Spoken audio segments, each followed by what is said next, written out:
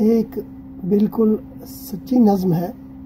ਸਿਰਫ ਪੁੱਤਰ ਦੀ ਥਾਂ ਤੇ ਲਿਖੀ ਹੈ, ਜੋ ਕਾਫੀਏ ਦੀ ਮਜਬੂਰੀ ਪਰੋਂ ਲਿਖਿਆ ਗਿਆ ਹੈ। ਮੇਰੇ ਪਿੰਡ ਦਾ ਇੱਕ ਗਰੀਬ ਜਿਹਾ ਬੰਦਾ ਹੈ, ਹੱਸੂ ਖਾਨ, ਜਿਸ ਦਾ ਮੁੰਡਾ ਕੋਈ ਕੁਝ ਮਹੀਨੇ ਪਹਿਲਾਂ ਖਰਾਬ ਪਾਣੀ ਪੀਣ ਨਾਲ ਹੈਪੇਟਾਈਟਸ ਦੀ ਵਜ੍ਹਾ ਤੋਂ ਇਸ ਦੁਨੀਆ ਤੋਂ ਟੁਰ ਗਿਆ।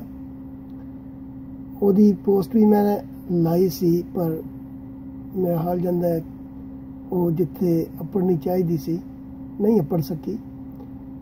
ਪਰ ਐਤਕੀ ਮੈਂ ਉਹਦੇ ਵੱਲੋਂ ਨਵੇਂ ਸਾਲ ਦੀ ਵਧਾਈ ਖਾਸ ਕਰ ਆਪਣੇ ਹਾਕੂਆਂ ਨੂੰ ਕੁਝ ਇਸ ਤਰ੍ਹਾਂ ਦੇਣਾ ਚਾਹੁੰਦਾ ਵਾਂ।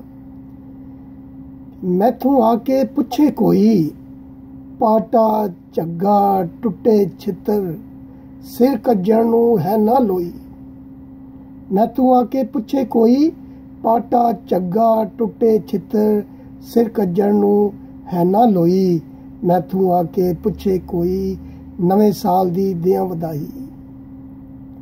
ਪਾਣੀ ਪੀਣ ਨੂੰ ਛੱਪੜ ਜਾਵਾਂ, ਪਾਣੀ ਪੀਣ ਨੂੰ ਛੱਪੜ ਜਾਵਾਂ, ਵਿੱਚ ਬਿਮਾਰੀ ਫੱਕੀਆਂ ਖਾਵਾਂ, ਕੋਈ ਨਾ ਪੁੱਛੇ ਮਰਦਾ ਜਾਵਾਂ। ਜੀਣ ਨੂੰ ਮੇਰਾ ਦਿਲ ਨਹੀਂ ਕਰਦਾ, ਔਖੀਆਂ ਔਖੀਆਂ ਆਵਣ ਸਾਵਾਂ।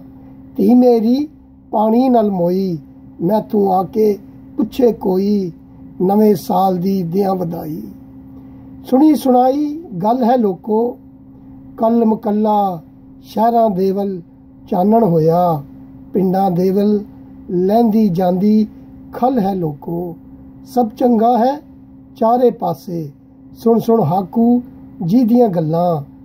ਕਿੰਜ ਦੱਸਾਂ ਮੈਂ ਜਾ ਕੇ ਰਾਵਲ, ਇਹੋ ਉਸ ਦੀ ਭੁੱਲ ਹੈ ਲੋਕੋ। ਪਾਪਾ ਕਰਦੀ ਘਰ ਮੇਰੇ ਦੀ ਵੇਖ ਰਸੋਈ, ਮੈਥੋਂ ਆ ਕੇ ਪੁੱਛੇ ਕੋਈ, ਨਵੇਂ ਸਾਲ ਦੀ ਦਿਆਂ ਵਧਾਈ।